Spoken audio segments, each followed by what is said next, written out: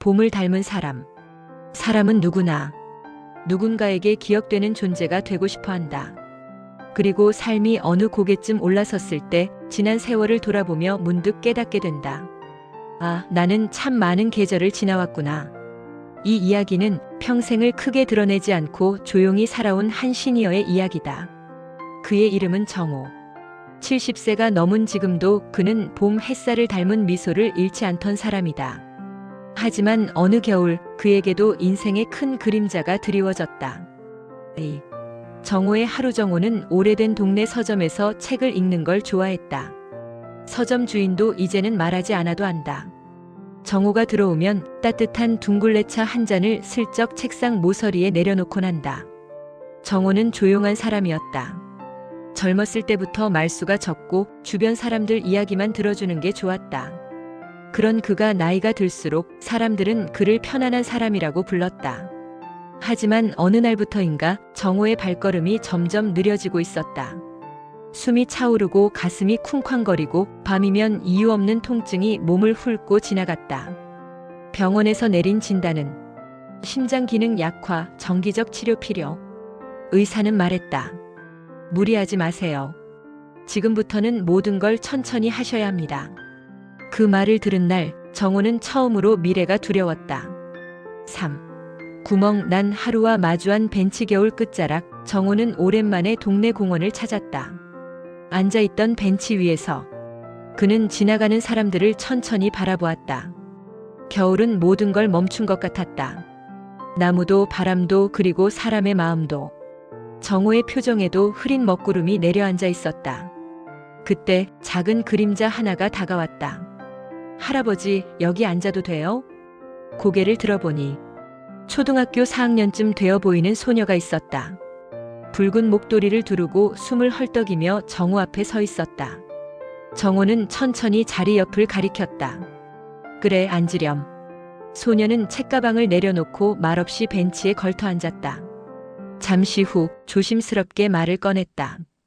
할아버지는 슬퍼 보여요. 정호는 놀라서 소녀를 바라보았다. 슬프다기보단 그저 조금 아플 뿐이란다. 소녀는 자신의 목도리를 풀더니 정호의 무릎 위에 올려놓았다. 그러면 나누면 돼요. 우리 선생님이 그랬어요. 아프거나 슬픈 건 나누면 조금만 덜 아프다고. 정호는 그 말을 듣고 오래 잠겨있던 감정이 흔들렸다. 그저 누군가의 따뜻한 한마디가 그리웠던 것일지도 몰랐다. 4. 소녀의 이름 그리고 잊혀진 꿈. 며칠 뒤 정호는 다시 공원으로 갔다. 그곳에는 그 소녀가 또 있었다. 할아버지 왔다. 기다렸어요. 소녀의 이름은 하린. 부모님이 바빠 늘 혼자 하교를 했고 겨울만 되면 공원 벤치에서 잠시 쉬어가는 게 습관이었다. 할아버지는 어렸을 때 뭐가 되고 싶었어요? 하린이 물었다. 정호는 조용히 웃으며 말했다. 스승이 되고 싶었단다. 아이들 앞에서 지식을 나누며 따뜻한 어른이 되고 싶었지. 그러면 왜 안 됐어요? 정호는 하늘을 올려다보았다. 그의 젊은 시절은 가족을 위해 잠시 미뤘던 꿈들이 결국 내일로 다음으로 미뤄지다 사라져버린 순간들이었다. 삶이 바빴거든. 그의 목소리에는 묵은 회한이 묻어 있었다. 하린은 의자를 빙글빙글 돌리며 말했다. 그럼 지금 하면 되는데. 정호는 어이없는 표정으로 웃음을 터뜨렸다. 지금은 너무 늦었지. 그러자 하린은 단호히 고개를 저었다. 아니야. 내 친구 중에 지금이 제일 빠른 때라고 늘 말하는 애도 있어요. 그 순간 정호의 내면에서 오랫동안 꺼져 있던 무언가가 아주 작게 불을 밝혔다. 다시 펴는 꿈. 동네 작은 강이. 며칠 뒤 정호는 작은 메모지를 들고 동네 주민센터를 찾았다. 시니어 대상 글쓰기 기초반 개설문의. 담당자는 놀란 듯 그를 바라보았다. 선생님, 혹시 직접 강의를 하시겠다고요? 정호는 부끄러운 듯 고개를 끄덕였다. 조금이라도 누군가에게 도움이 되고 싶어서요. 그렇게 시작된 작은 강의. 참석자는 단 3명. 하지만 그들은 매일 강의가 끝나면 정호에게 말했다. 정호 선생님, 오늘도 참 좋았어요. 글 쓰는 게 이렇게 따뜻한 건 줄 몰랐네요. 그리고 어느 날 마지막으로 들어온 수강생이 있었다.